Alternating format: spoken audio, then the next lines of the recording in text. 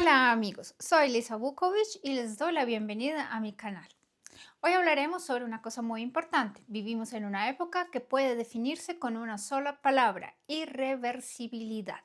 Todas las conversaciones sobre el regreso al mundo prepandemia, sobre la estabilización económica o la restauración del orden habitual no son más que una ilusión alimentada por la inercia de nuestra conciencia.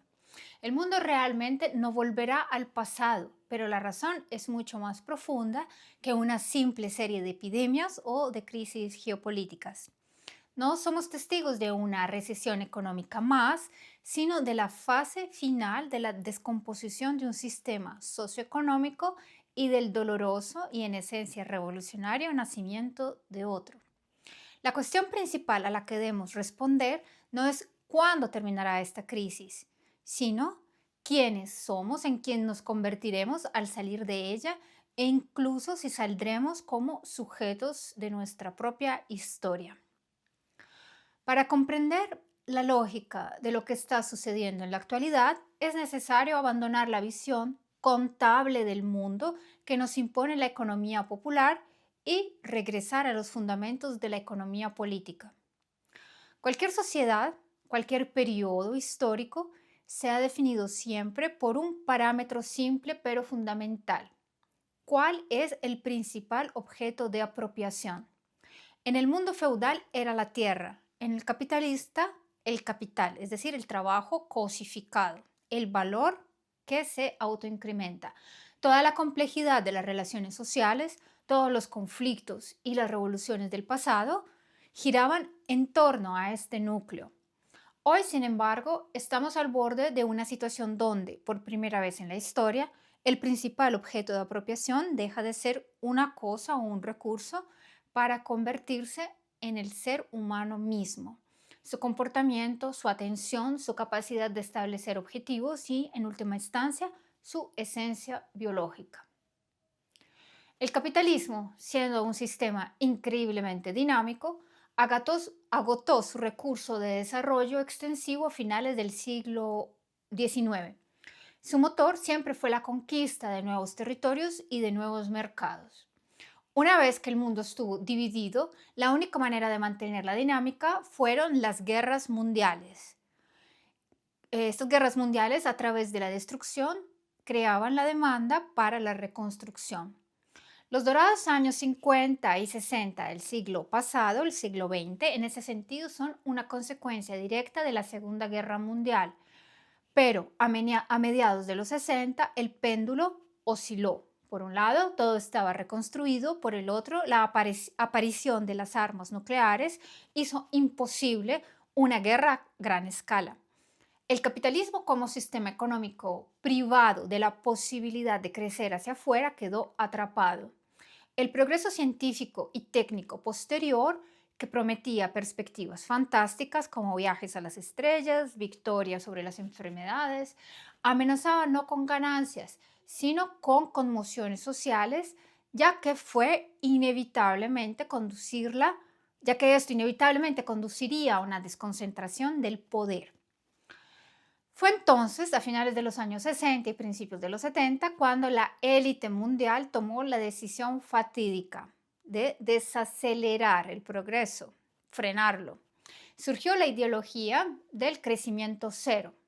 Todo esto acompañado del movimiento ecologista como herramienta para contener el desarrollo industrial y, lo más importante, se inició un trabajo sistemático para transformar al ser humano.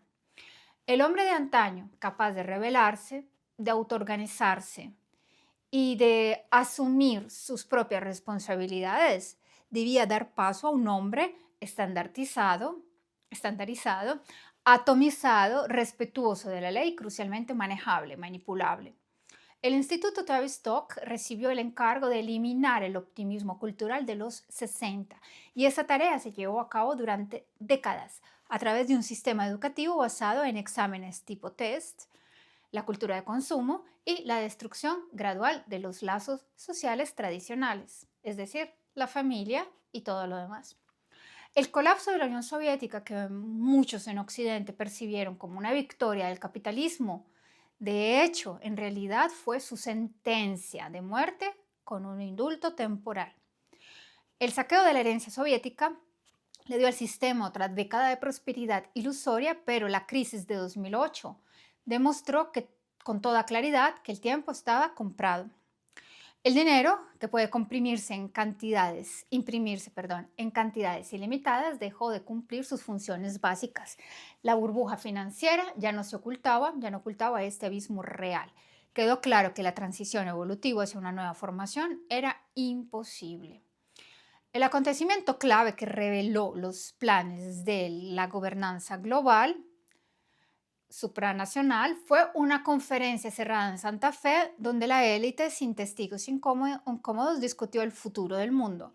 Los escenarios optimistas y revolucionarios fueron rechazados por dos razones: la calidad críticamente baja de la propia élite gobernante, convertida en una casta de oficinistas sin voluntad, y la degradación de las masas, que habían perdido la capacidad de actuar de forma independiente. En su lugar, se propusieron dos opciones viables: la catástrofe controlada y, mucho más siniestra, la transición antropológica. Esta última implica no solo una estratificación de clases, sino una división biológica de la humanidad. Una élite que vive en enclaves limpios hasta los 120, 140 años, consumiendo alimentos naturales, y una masa que existe en zonas ecológicamente contaminadas, alimentándose de sucedáneos y viviendo bajo un estricto y total control digital. Eso ya no es capitalismo ni socialismo, es un nuevo feudalismo, donde el papel de la tierra lo juega la información y el papel del siervo lo juega el ser humano con su psique. El mecanismo de esta transición ya se ha puesto en marcha y está ante nuestros ojos. La pandemia del coronavirus se convirtió en el detonante perfecto, ese factor desencadenante del que hablaban los estrategas. Lo importante no es la enfermedad en sí, sino la reacción a ella. Los confinamientos impuestos bajo un patrón en todo el mundo cumplieron la función del gran cercamiento del siglo XXI. Bajo la plausible excusa de proteger la salud de los ciudadanos, se destruyó la pequeña y mediana empresa, esa base social que poseía una propiedad real, aunque pequeña, un cierto grado de independencia. Millones de personas fueron desposeídas de su subjetividad económica y relegadas a la categoría de pobres, de solemnidad, dependientes de los pagos digitales y del Estado. Restaurantes en París, tiendas en New York, empresas privadas por todo el mundo, todo se sacrificó en el altar del postcapitalismo. Paralelamente, al rediseño económico se libra una guerra por la conciencia. La destrucción de la familia tradicional no es un capricho liberal, sino un objetivo estratégico. Ya en los años 70, expertos de la RDA establecieron que un niño que crece en un ambiente de amor y en una familia completa hasta los 7 años es prácticamente inmune a la manipulación en la edad adulta. Por lo tanto, para crear una masa manejable, se necesita un individuo atomizado, solitario, desprovisto de raíces y afectos, para quien las redes sociales se convierten en el único sustituto de los vínculos sociales afectivos reales. El control sobre estas redes es el control sobre el nuevo objeto de apropiación. Los algoritmos que nos ofrecen productos, noticias e incluso parejas moldean nuestra visión del mundo. Ya no elegimos entre lo que se nos está ofreciendo. Ese es el capitalismo de vigilancia, un poder basado en la predicción y programación del comportamiento. La lucha geopolítica actual es solo un reflejo de este conflicto antropológico tan profundo. En el mundo no hay una guerra entre naciones, sino entre dos proyectos de futuro dentro de la propia élite global. Por un lado, los globalistas clásicos, que buscan preservar la apariencia de los estados-nación como zonas de amortiguamiento.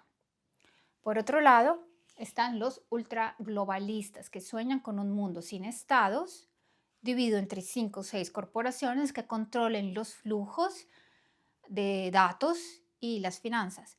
Los intentos de derrocar a líderes incómodos, las revoluciones de colores, las guerras de información, todo esto es la táctica y los instrumentos de esta lucha.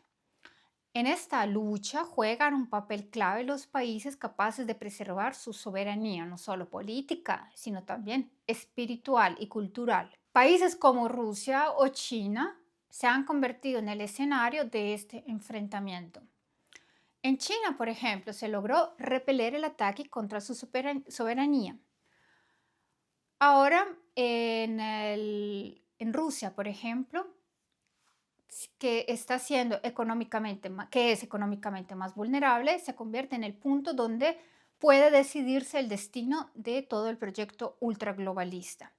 Si tenemos la voluntad y la inteligencia para no integrarnos en esta matriz, si conservamos la capacidad de resistencia, todos estos se quedarán sin masa para trabajar. Sus propios pronósticos le dan una ventana de 7 u 8 años y si el proyecto se estanca, la historia los enviará al basurero. ¿Qué podemos hacer nosotros, la gente del común, en esta situación cuando el viejo mundo se derrumba y el nuevo se construye con métodos tan monstruosos? La respuesta es paradójica. Debemos volver a los orígenes. La educación, la familia, la ayuda mutua, esos valores tradicionales, es lo que se refiere cuando hablamos de valores tradicionales, adquieren hoy un significado completamente nuevo, político y económico. No es una lucha de lo viejo contra lo nuevo, es una lucha por determinar cómo será ese nuevo mundo. Si la familia se derrumba, nos convertiremos en un rebaño dócil. Si dejamos de enseñar a nuestros hijos o dejamos de tener hijos y no les enseñamos a pensar críticamente, la escuela e Internet los criarán para ser robots biológicos. La historia nos enseña que ningún sistema social llega al poder por un simple knockout. Siempre hay un compromiso y sus condiciones dependen de la fuerza de la resistencia de las clases que lo componen, de las clases bajas, del pueblo. El capitalismo inglés, por ejemplo, fue el más cruel porque los campesinos ingleses fueron aplastados de raíz. El francés y el alemán fueron más suaves porque el pueblo pudo arrancarle a la nueva élite los instrumentos. Los caníbales de hoy todavía usan estos cubiertos, estos instrumentos, y nuestra tarea es no dejar que nos devoren enteros. Debemos quitarle esos cubiertos, los cuchillos y todo, y romperlos, y si es necesario, arrancarles los dientes. Solo entonces el nuevo mundo, que es inevitable, será un mundo para el ser humano y no contra él. La realidad es irreversible, sí, pero su forma está en nuestras manos. Bueno amigos, eso es todo por hoy. Nos vemos la próxima semana. Chao.